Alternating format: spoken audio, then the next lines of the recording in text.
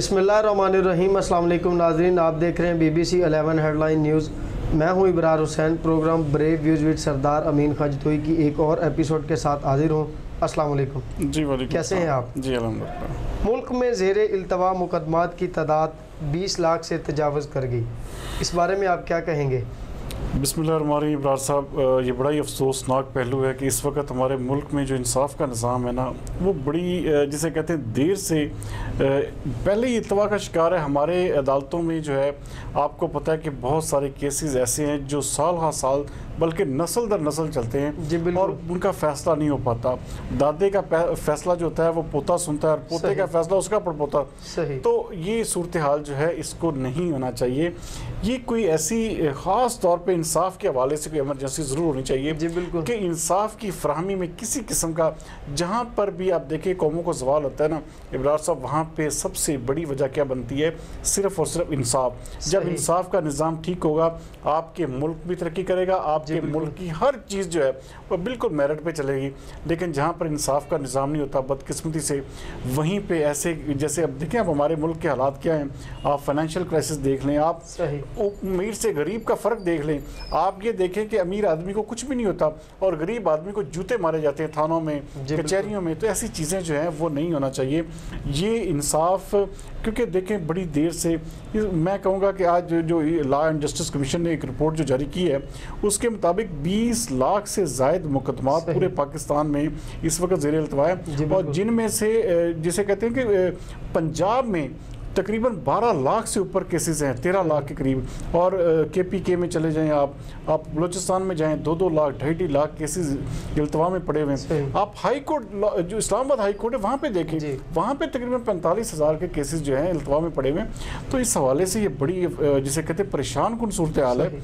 अगर इतने केसेस जो है, अब वहाँ देखें झगड़े की बुनियाद देखें, झगड़ा जब होता है किसी भी दो फरीकैन के दरमियान, जब दुश्मनी होती है तो उसमें जो तशद्दुद का पहलू, ये कत्लो गारत का पहलू तभी निकलता है जब फैसले नहीं होते। बिल्कुल सही। अगर हमारे मुल्क में फैसले टाइम पर होने लग पड़े, फैसलों में इतना ये केसेस में इल्तवा ना हो, तो यकीन माने हमारा मुल्क जो है वो कहीं से कहीं चला जाए। ये बेचैनी है, जो बेकरारी है, ये गरीब आदमी बेचारा अगर बदकिस्मती से किसी अपने ऊपर ज्यादती का मुकदमा दर्ज भी करवा ले तो उसको इंसाफ नहीं मिलता। जी बिल्कुल।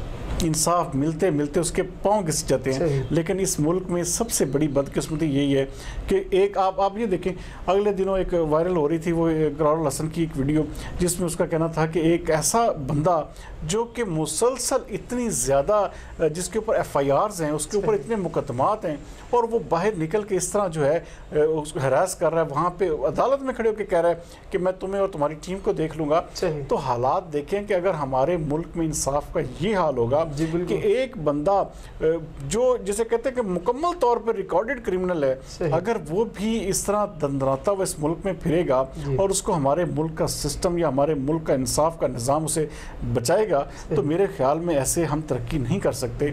ये किसी ना किसी तरह इंसाफ के हवाले से, अगर एमरजेंसी इमरान खान साहब को नाफिज करनी है तो ये इंसाफ का निज़ाम बेहतर करना होगा, क्योंकि उनकी अपनी जमात का नाम तहरीक इंसाफ है। उन्होंने इंसाफ से तहरीक ये शुरू की थी, लेकिन बदकिस्मती से इस हुकूमत को 2 साल हो गए हैं। लेकिन इस हवाले से किसी भी किस्म का कोई फैसला, किसी भी किस्म का कोई एक्शन या किसी भी किस्म की कोई ऐसी, आप पुलिस को देख लें, आप दूसरे अदालतों के निज़ाम पे चले जाएं, तो बदकिस्मती मैं कहूँगा इस हमारे मुल्क की कि अभी तक इंसाफ का निज़ाम मुकम्मल तौर पर फेल है, और इसको अगर ठीक ना किया गया तो ये हमारे लिए इंतहाई नुकसानदेह होगा। मुकदमात की तादाद हज़ारों, 100 में भी नहीं बल्कि लाखों में है। जी लाखों में। अब देखिए, आप इतने लाखों, जी आप अदालतें किस लिए बनती हैं? अदालतें किस लिए होती हैं? वो फैसला करें किसी भी केस का, मेरिट के ऊपर फैसला जब होगा तो हमारे यहाँ पे ऐसा, मैं कहता हूँ कि वो हमारा मुल्क तभी तरक्की करेगा जब इंसाफ होगा। अगर इंसाफ नहीं होगा तो हमारा मुल्क कभी भी आगे नहीं बढ़ सकता।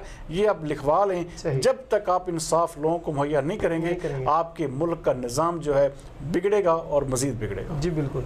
सरदार साहब, सबा कमर और बिलाल सईद की मस्जिद में गाने की वीडियो और तस्वीर वायरल, इस पर सोशल मीडिया भी फट पड़ा। इस बारे में आपका क्या कहना है? इब्रार साहब, ये बड़ी जिसे कहते हैं अफसोसनाक बात है। ये जो सीन हुआ है, ये देखें, इनको इजाज़त देने वालों को इतनी भी शायद मेरे ख्याल में उन्होंने गैरत गवारा नहीं की कि मसाजिद में ऐसे जी हम शूटिंग कर रहे हो। भाई ये कौन सी शूटिंग, या तो नमाज पढ़ने की शूटिंग करें आप, या कोई अगर बहुत ज़रूरी है तो आप इस हवाले से आप औरत को किस सेंस में आपने सारा कुछ करने दिया। और आप देखें अब इस हवाले से जो सूबाई वज़ीर औकाफ हैं पीर सैयदुल हसन शाह साहब, उन्होंने इस हवाले से नोटिस लिया है, लेकिन नोटिस लेने से ये बात नहीं बनती। उन्होंने क्या किया, आगे महकमा औकाफ वालों ने कि वहाँ पे जो एहलकार थे, वहाँ पे जो मुलाजिम थे उनको मुअत्तल कर दिया।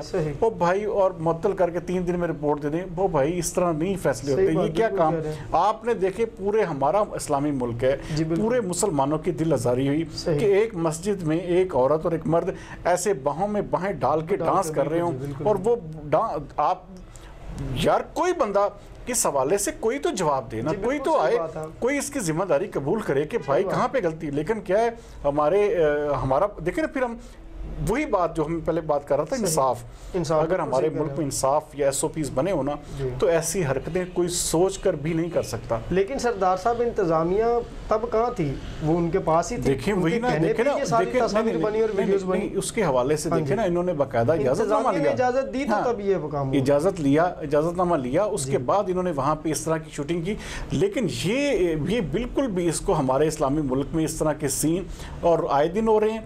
ये लादीनियत के ये जो इस तरह के पैगामात आम किए जा रहे हैं, जिस तरह के ये मसाजिद और मेंबर भी अगर महफूज नहीं है तो फिर हम कहाँ जाएं। हम ये हमारा मुल्क इस्लाम के नाम पर बना है, हमारे मुल्क में हुकूमत इस्लाम की है, हमारे मुल्क में सारे मुसलमान अक्सरियत में हैं, तो उसके बावजूद ऐसे अवामल का होना, ऐसी चीज़ों का होना, ये इंतहाई लम्हा फिक्रिया है। और हम किस तरफ जा रहे हैं, अगर इनको खुद को होश नहीं आती, क्या इनमें कोई मुसलमान नहीं था? ये जो शूटिंग कर रहे थे, ये करवा रहे थे, उनके दिमागों में देखे ना, नाम के मुसलमान होंगे ना फिर, कि मसाजिद में आप ऐसा सीन कर रहे हैं। मसाजिद, ओ भाई तस्वीरें बनानी है, जहाँ मर्जी जाके मरे खपे बनाएं। आपको मस्जिदें मिली हैं इस काम के लिए। आपने क्या समझा हुआ है मस्जिदों को कि आप जब चाहेंगे मसाजिद में आके शूटिंग कर लेंगे, मसाजिद में आके डांस करेंगे?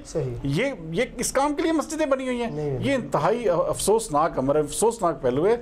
इसके हवाले से इसकी जितनी भी मजम्मत की जाए वो कम है, क्योंकि हम मुसलमान होने के तौर पर ये कतई तौर पर बर्दाश्त नहीं कर सकते कि हमारी मसाजिद में इस तरह की शूटिंग्स हों, इस तरह के गाने फिल्माए जाएं या इस तरह के डांस के सीन किए जाएं। ये इंतहाई लानत वाली बात है। और इसको जितना भी मैं कहता हूं कि इन लोगों को सरेआम सजा देनी चाहिए, इनको कोड़े मारने चाहिए। हमारा मुल्क इस्लामी है, किसने इतनी जरूरत की कि मसाजिद में जाके इस तरह की कार्रवाई करे? ये बहुत बड़ी जिसे कहते हैं कि गलत सूरत हाल है। इसको हुकूमत को चाहिए कि फिल फॉर इन चीज़ों पर पाबंदी लगाए और मसाजिद में दोबारा के बाद इस तरह का एक ऐसा ऑर्डर पास किया जाए। इबादत के अलावा कोई ऐसा ये शूटिंग वूटिंग ये बाहर जाके करें भाई। ये जाके अपना ये क्या तरीका कार है कि कोई उठता है हर महीने 2 महीने 4 महीने बाद ऐसा सीन आ जाता है कि मसाजिद में कभी देखें शाह फैसल मस्जिद में हो रहा है, कभी किसी मस्जिद में हो रहा है। ये चीज़ें जो हैं कतई तौर पे हम इसको एक्सेप्ट नहीं करते और सख्त तरीन अल्फाज में इसकी मजम्मत करते हैं और इनको रोकना चाहिए। ये हुकूमत वक्त के ऊपर लाजम भी है और उसका फ़र्ज़ भी है। जी बिल्कुल, बहुत शुक्रिया सरदार साहब। नाज़रीन, आज का प्रोग्राम ब्रेव व्यू इख्तिताम को पहुँचा। कल तक के लिए हमें दीजिए इजाज़त। पाकिस्तान जिंदाबाद।